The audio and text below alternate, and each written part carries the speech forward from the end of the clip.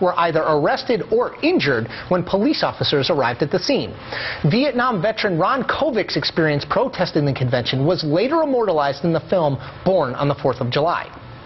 Turning back to the breaking news in Libya, clashes continue in Tripoli, where the last of Muammar Gaddafi's forces are clinging to power.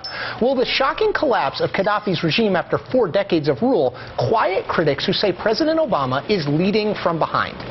Ramesh Ponnuru is a senior editor at the National Review and a columnist at Bloomberg View. Jonathan Martin is a senior political reporter at Politico, and Christina Bellantoni is associate politics editor for Roll Call. Jonathan, let's start with you.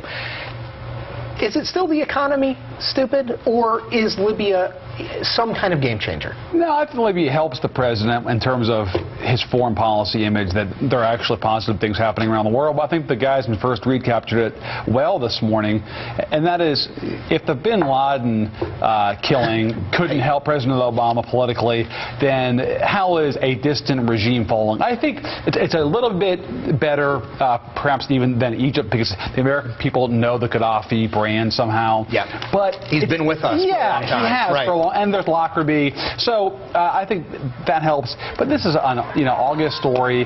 By next election day, our folks are going to be talking about the fact that the Arab Spring happened and Libya changed regimes. It's tough to see given the state of the economy. The only thing I think this could help, bringing it, of course, back to Washington, is all the criticism the president has gotten of being on vacation. This is obviously a signal. He's not just sitting on the beach or eating ice cream. He's dealing with this major issue. To that point, and it wasn't about his vacation per se, but we saw Lindsey Graham, John McCain come out with a statement basically saying this could have been done earlier if we had used the Air Forces. Is there a critique, and we'll talk about Republicans later, but is there a critique that Republicans would be smart to conduct on this, or should they just say, job well done, let's talk about the economy?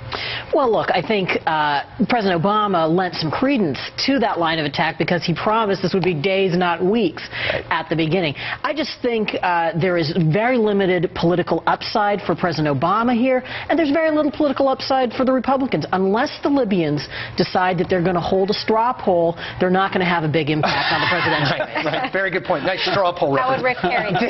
David Axelrod, obviously we all know him, former chief White House advisor. He was on television over the weekend in doing what looked like trying to start to frame the conversation of what 2012 will sound like. Let's listen to that. We'll come back and talk about it.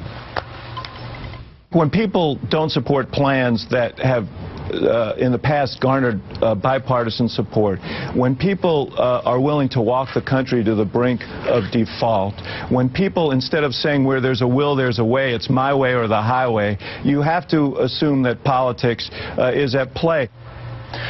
J. Mark, in some ways this is nothing new under the sun, right? The Obama administration saying Republicans are intransigent. Right. Does that sell? I mean, obviously the president gets the bully pulpit, but he also gets the negatives of getting blamed. But what other option do they have? I mean, their option is running against the Congress, running against the opposition, because they have limited good news on the economic front to tout. So what you're left with is having to really go after your opponents and basically destroy them.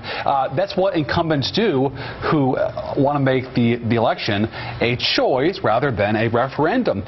So they're dealing with the sort of cards they're dealt, and they're starting it now. They're not waiting until next year. They're going to start it right now. And Christina, is this an issue of we're going to look at the devil you know versus the devil you don't? To Jonathan's point, is this a battle? The campaign is going to essentially be a battle to see who winds up being worse off. That neither party, they won't like either of the nominees. Yeah, is that where we're headed? I think so. And you're also seeing, I mean, this hasn't really changed. Obama presenting the Republicans as the party of corporations and the party of the fat cats in Washington, and he's able to really demagogue on this in a way that's just, it's beyond belief in some cases when you look at him talking to Wall Street donors and doing all of those things. But I think that it's definitely going to be, they're going to attempt to make any contrast they possibly can. And I would say, just as a reminder, we'll come back and talk about it, but remember the 2010 election when the Obama team decided that they were going to make campaign finance reform, and the big Wall Street fat cats, the issue didn't. It was a Hail Mary at the end. It turned out a Hail Mary, yeah. We'll be back. Trivia time. We asked Muammar Gaddafi is the 4th longest serving non-royal ruler since 1900. Who served the longest during that time?